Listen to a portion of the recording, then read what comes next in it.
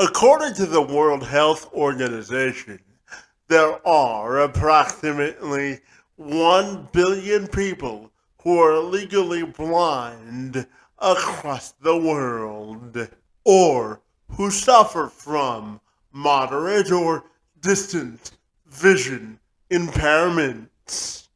With that being said, there is a certain resilience to folks with disabilities, wouldn't you say? They have to overcome obstacles and find new ways to accomplish prosperity and bring a different perspective to the world. For Australian life coach Fiona Demark, she's lived her entire life legally blind. She says living the duration of her life with a disability has taught her how to build resiliency on a consistent level. She works with others in the workspace and on an individual basis to help them gain clarity of their purpose and determine which direction they would like their life compass to point. Demark says that even when life prepares to give you lemons, it's incumbent upon you to make lemonade. She's an inspirational speaker who empowers people through her own personal story, and she tells me that overcoming adversity and not making excuses is a personal choice towards prosperity. She's all about equipping you with the tools to succeed in every aspect of your life. And she holds no punches and provides you with an authentic view of how life is supposed to work. Yes, we're all going to experience the ups and downs of our own personal journey. However, Demark says that life is a grand gift which we all should learn how to maximize because, after all, we only have one life to live. Are you inspired to learn more and get ready to attack the next chapter of your life with perseverance, grit, and resiliency? Well, I'm glad you stopped by this conversation because Demark joined me this week to talk about inclusion, overcoming obstacles, and speeding and succeeding past adversity. It's a conversation of consequence and great value, which we all can learn from. So, without further delay, I'm Kevin McShann. Let's have this conversation.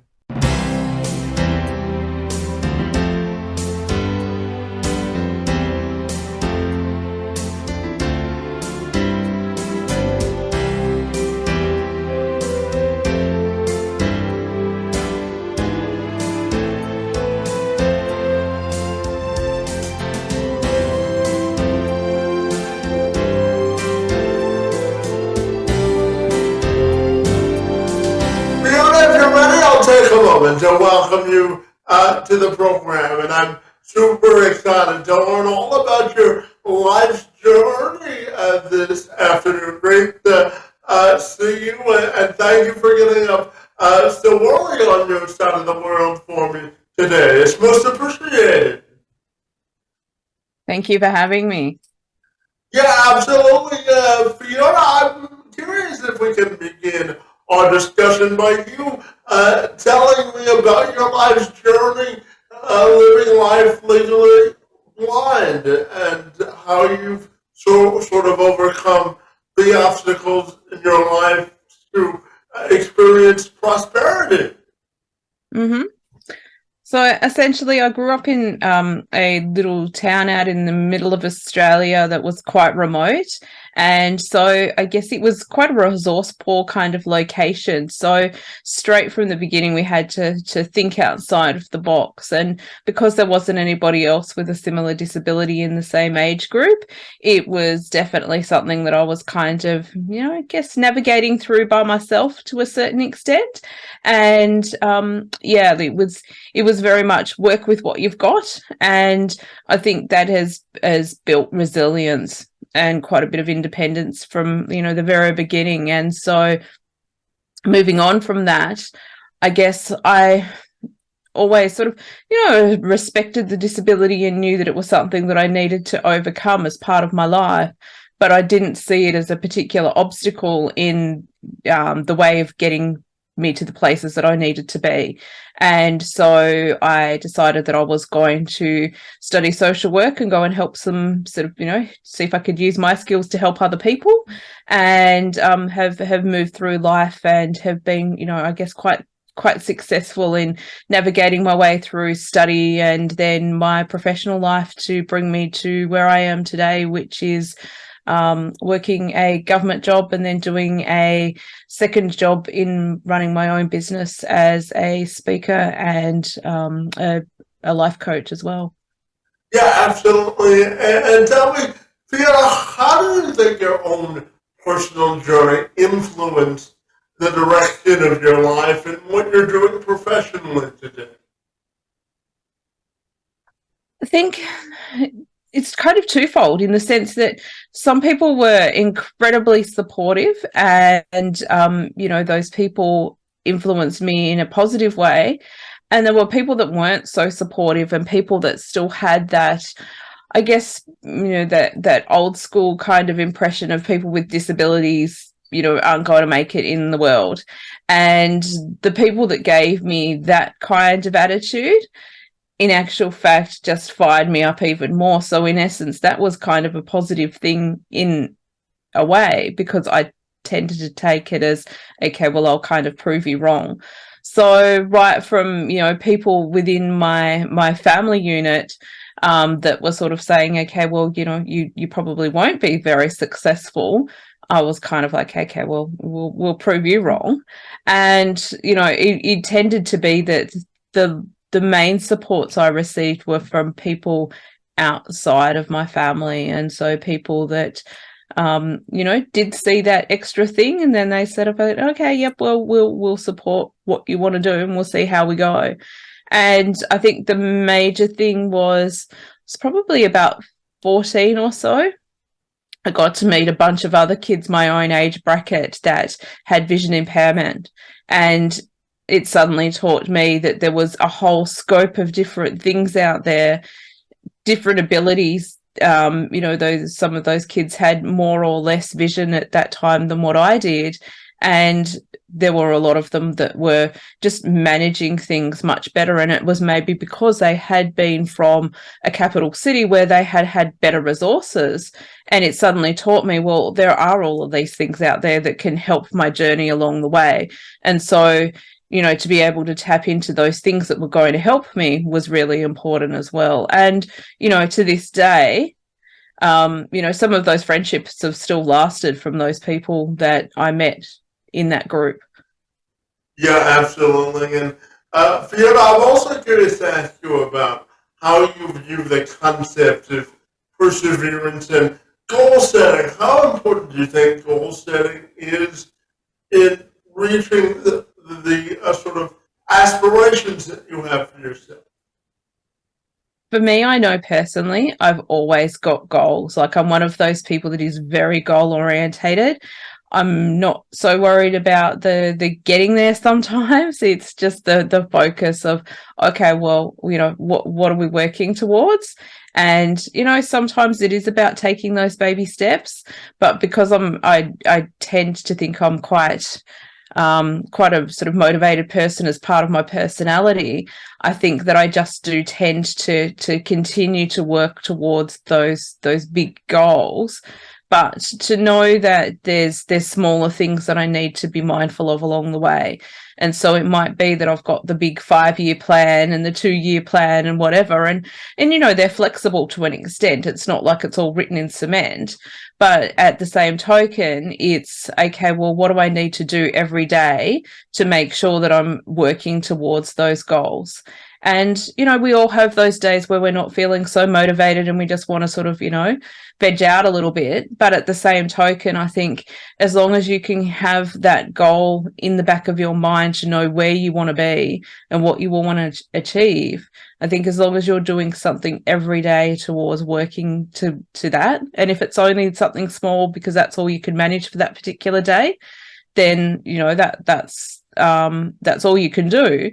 And then tomorrow you might be able to put in an extra effort, and that's great as well. But it's having that focus, and I think while you've got a focus moving forward, that will keep you moving in the right direction to reach those goals that you want.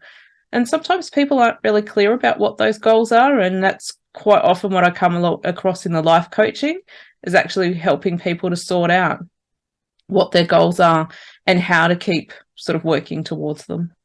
Yeah, and building on that point, how do you think we achieve clarity when we want to set goals and expectations for ourselves individually and collectively as well? I think it's definitely about working out what your passions are. There's no point in having a goal if it's not reflective of what your passions are, what your values are, if it's not in alignment with your beliefs. Because if you're doing things and it doesn't match up with that stuff, then you're not really doing it for yourself. Maybe you're doing it for somebody else. Maybe you're doing it because it's what's expected of you. Maybe you're doing it because it's just the easy answer and you've never really, provoked yourself to think about what you really are passionate about. But at the end of the day, what's going to make you happy, what's going to keep you motivated, what is going to make you get up every day and take those little steps towards sort of, doing that thing every day, is finding the thing that actually drives you, the thing that you're passionate about. And we've all got those unique gifts and talents and things that we can contribute to the world. But to actually work out, okay, well, is that the way that I can contribute? And if it is, okay, well, let's focus on that. And so it may be that maybe you're not doing that in your everyday job. You might not have the capacity to follow your dreams doing your everyday job. It might be that you have to go out there and earn your paycheck. But then in that instance, work out how you can create that passion and bring that unique gift to the world, even if it's in doing something outside of work. Yeah, absolutely. And Fiona, I'm now curious to ask you about, how do you think the concept of resilience and achieving prosperity are interconnected? I think, we all have resilience inside of us. We're all faced with challenges in life. Some of us bigger challenges, some of us, a lot of challenges. And I think it's about working out what it is that gets you through those moments, because we all get through them. We're not all stuck back at the place where we faced our first challenge and are sort of, just wallowing in self-pity. We have actually managed to move on past all of those things. And when you look back at those challenges that you've faced in life, firstly, to acknowledge the fact that you did get through them. And maybe that was a tough time, but you've learned something from it, because we all do learn something from our challenges, whether it's learning strength or whether it's learning something about yourself, whether it's, taking a new turn in life. It might be, many different things. We all get something out of those moments of challenge. And being resilient is one way of getting through those challenges and coming out of it as quickly as possible so we can continue on with life. And I think being resilient is working out, first of all, the acknowledgement of, yes, this is not great, but not great stuff happens to everybody. And I've got the capacity to get through this because I'm strong enough and I've done stuff in the past that has got me through those difficult times. And I think also to be able to then say, even though I'm not coping very well at the moment, what are the things that are around that I can do that are going to help me to cope better? And what are the resourceful things that I can do? So it might be that you say, okay, well, I'm not feeling really great today. Let's watch my favorite movie, or let's go for a walk in the park, or take the dog for a walk, or, you know, go for a run, or whatever it happens to be. Find those things that help you get through those moments. And, you know, in the back of your mind, have a little resource or toolbox to be able to say, okay, when I'm feeling rubbish, I'll let myself do this for a little while. And then when I'm ready to snap out of it, know that I need to snap out of it, these are the things that I can do to help me. Yeah, and Fiona, I also know that you help people from a professional standpoint maximize their productivity. So give me a roadmap of how you think that's done most effectively. I think it's about working out what your priorities are, and then really focusing on those priorities and not letting ourselves get distracted. It's very easy these days to, you know, go and check emails and watch Netflix and do all of these things that take up vast quantities of time, but are not actually very productive. And to, you know, they're not always a bad thing. I mean, you know, it's sometimes really useful to take an afternoon and sit and watch Netflix. But I think it's very important to stay focused upon your priorities and to be able to say, okay, well, what is it that I want to achieve? And why am I doing all of these things? And am I doing them because they do relate to that passion, that goal, that thing that I want to achieve? Or am I just doing them because, you know, I said yes? And sometimes it's about having those boundaries and saying, okay, well, how much time do I have? And how many times am I saying yes to things that maybe aren't resourceful or aren't really meeting my own priorities in life? Yeah, and for you personally, Fiona, I'm curious, what do you define as your why or purpose in life? What are you most passionate about? For me, I think it's interesting. I actually sort of managed to put my own values together last year, and it was really interesting. I'd done values work with many people before as clients, and I realized that my values are curiosity, knowledge, and adventure. And I think definitely that is my why, in the sense of living those values and, you know, helping other people to identify what is going on for them, and helping other people through my own story as much as I possibly can as well. So I'm always trying to learn. I'm always sort of, you know, out there trying new things, pushing boundaries, taking challenges, and, you know, helping other people to realize that, you know, they don't have to stay stuck in the places that they are, that they too can go and face the challenges in life and create something better for themselves. And tell me, Fiona, what are you most curious about from a personal perspective? I think just, you know, maybe what comes next. Yeah. You know, what that next adventure is around the corner, what things are, you know, going to be presented to me. I think it's all about just taking things as they come. And although, yes, I am very goal orientated, I'm quite sort of, you know, willing to take things in the moment as well, and, you know, just to see where life leads you, and to be able to take the opportunities that are presented to me, and even though they may be a little bit uncomfortable at the time, to be able to say, well, yeah, let's give this a go and see how it turns out, because I'd much rather give something a go and find out that it wasn't for me, rather than think back later and wonder what if.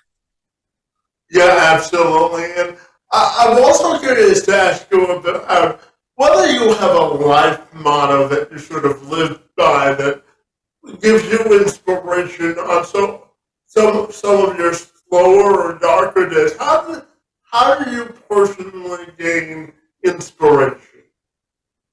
Um, an interesting question. I don't think I've really got a life motto. I think I just you know, in the back of my head, I think I just always know that, you know, every moment is a new moment. It's a new opportunity. Very interesting. We've obviously just sort of, you know, started a new year, and often people think about sort of, you know, New Year's Eve as being this whole big sort of, you know, venture into a new year and new beginnings and new whatever. And I kind of, you know, I respect that for other people, but for myself, I think, you know, every moment is a new opportunity. And every time that we take that opportunity that's presented to us, that's an opportunity for new beginnings. And so, you know, I don't wait for those big events and you know, those moments in life where it's kind of like, oh, okay, well, this is like, you know, a new time. It's kind of like just take it as it comes and you know, just see what's happening next. Yeah, absolutely. And tell me, Fiona, what do you think, and how do you define living life with an influential impact? What do you think that looks like from your perspective?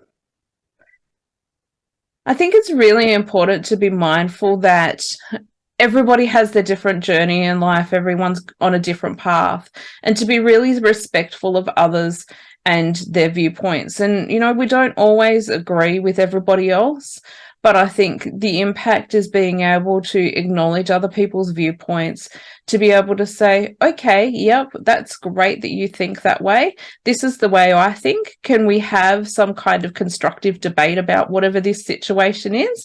And, you know, to do that respectfully, but to also acknowledge that everybody has something different to contribute, and we're all here just doing the best that we know how. And some people have got more skills in certain areas to be able to contribute in some ways. Other people are contributing in other ways that we maybe don't even recognize. And so I think it's really important to realize that we're all influential and we're all influencing each other in different ways. We just need to be respectful of the fact that everyone does that individually, and you know, to be really mindful that even though you may not agree with somebody else's viewpoint, that you know, they're just doing the best with the resources that they have. And you know, we're all here on a slightly different journey, and to just be kind to each other. Yeah, absolutely. Everyone has value, don't they? Mm. In their own ways, absolutely. And Fiona, I'm also curious to ask you, what do you think has been your most influential personal moment of impact today? Wow, that's really interesting. I'm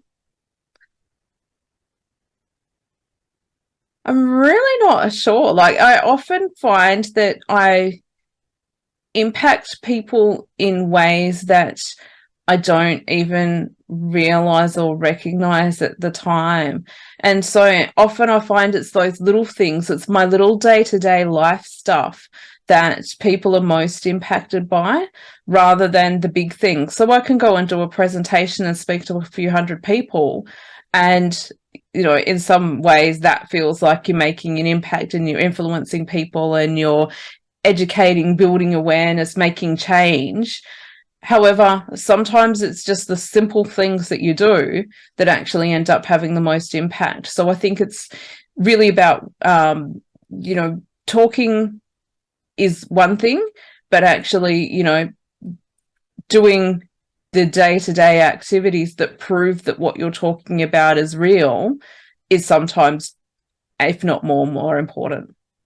Yeah, absolutely. And Fiona, I'm just going to share just a little bit about myself. You know, one of the reasons I was excited to talk to you today was the fact that I also was born with a disability. So I was born with what's called spastic quadriplegia cerebral palsy. It simply means that I don't have enough oxygen in my legs to walk normally. But one of the mottos that I live by is that inclusion is the gateway to independence. And, you know, one of the reasons I wanted to start this podcast was, you know, I wanted to build a community of social capital where people could find information about a variety of different topics so that they could feel included in society. So I'm curious, when you look at the word inclusion or determine what that means in your view, what do you think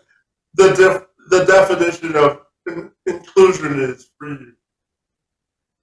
It goes back to what I was speaking about before, and just taking everybody for, you know, what they have to offer to the world, and being kind and respectful to people, no matter what they bring to the table. And so when we say inclusion, it's about making sure all of those people are sitting at the table in the beginning to be able to get those viewpoints. So not to say, okay, well, you know, we're going to make decisions about things, but we're going to make decisions for you rather than with you. So I think that's the most important thing, is to be as inclusive as possible, to make sure that we are getting those viewpoints from whatever perspective that's coming from, whether it be one of those identified sort of, you know, groups within the workplace or within the community that, you know, have that inclusion and diversity sort of, you know, label attached, or whether it just be making sure that we've got a really good reference of different people from different, you know, backgrounds, to be able to say, okay, well, you know, everybody needs to have their input. Let's be respectful of that, and let's, you know, help make decisions from a really you know, basis of everybody's input, rather than just some people making decisions based upon what they think is right for others. Yeah, and you brought up diverse workplaces, so I will ask you this question. How do you think we can create workplace equity and equality for individuals with disabilities? I think it's a really interesting question, and I think we're getting there slowly. It is certainly better than what it used to be. I do work quite closely with inclusion and diversity at the government department that I work in, and I think the answer is to, I guess, educate people as much as possible, and sometimes it's really getting down to that, having senior executive be able to support inclusion and diversity, to be able to recognize that that's an important part of the you know, the workplace, but then to be able to filter that down to middle management, because quite often middle management are the people that are on the ground. They're making the decisions. They're the people that are, you know, doing the interviews or making the final decisions for who gets to be employed. And so I think they're the ones that really need to, you know, have a strong awareness of, you know, different abilities that people can bring to the workplace, and to recognize that someone with a disability is probably not going to apply for a job that's way outside of the scope of what, you know, they think they can do themselves. Yeah. We all know what our restrictions may be, and, you know, sadly we all do have restrictions, and that just doesn't mean because of a disability. That means just because of, you know, skill levels or whatever it happens to be. Yeah, you're not ever, rarely, I think, you're going to go and apply for a job that you can't do. So therefore I think, if, you know, if you've gone to the interview, you believe that you've got the skills and the ability to do the job, as long as you're in a supportive workplace, then you should be supported just as equally to have that position. And then to be able to make sure that people are, you know, just open and communicative about what it is that you need to have implemented to make you bring your best self to work, and to feel comfortable in doing that. And, you know, to have those open discussions without feeling, you know, sometimes I think, you know, we're all a little bit too scared now. We've all gone a little bit too correct in the way that we do things, and then now people are a little bit scared about asking questions. And I think unless we've got that open communication, it does make things very difficult to make sure that, you know, everyone's getting the things that they need to be able to do the things that, you know, they really need to have shine at work. Yeah, absolutely. And Fiona, I'm also wondering your thoughts on what it means to step into focus and gain clarity and power over your decisions. What do you think it means to gain focus and power when we're talking about a decision making?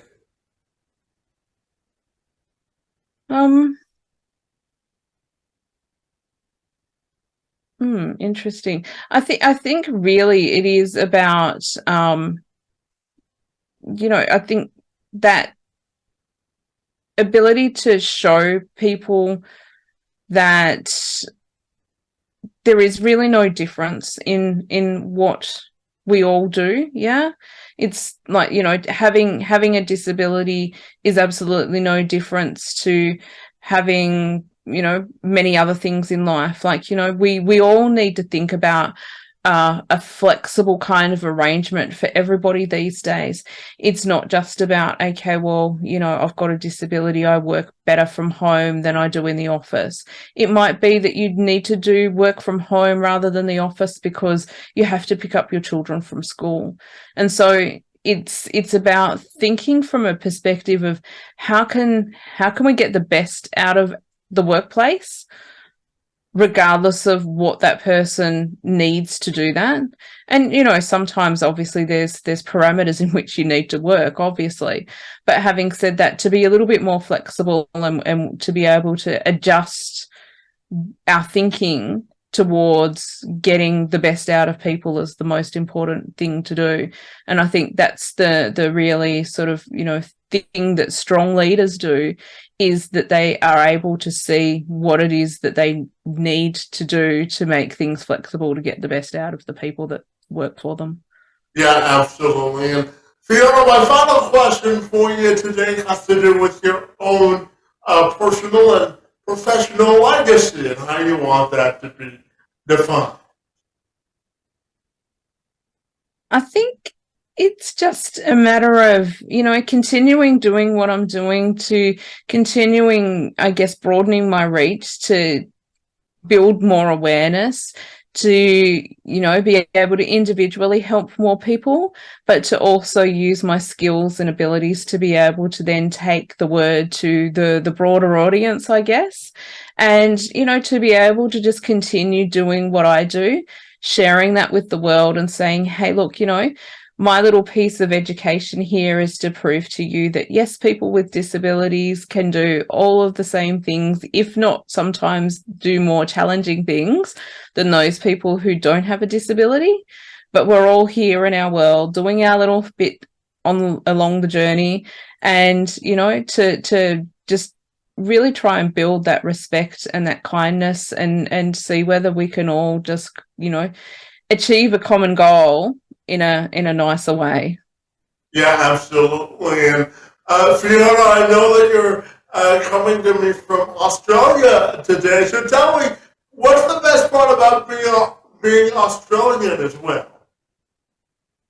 I think we have a very diverse country, diverse culture, diverse all sorts of things. And so, you know, we started out with you know, I guess lots of different people have come from lots of different places.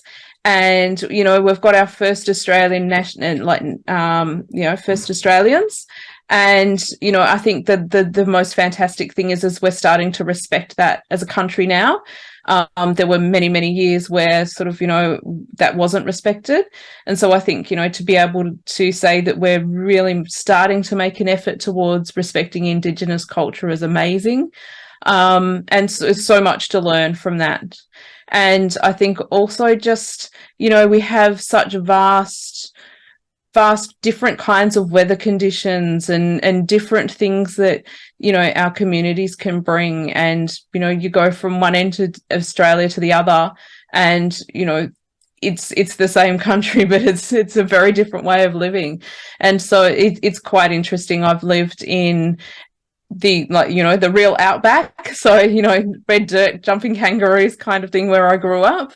I lived in Sydney for quite a while, and now I live in Melbourne. And so I've had a great opportunity to have different experiences, and each little place has its own different way of living and its own different focus. And I think it's really interesting and an exciting place to be. And, you know, there's still a lot of it that I haven't even had the opportunity to investigate. So yeah, it's a great place to be. Diversity is the strength, for sure. Yeah. Absolutely. Fiona, you sparked my interest to ask this one final question, and that is, how do you gauge progress for folks with disabilities in terms of acceptance into the world? How do you think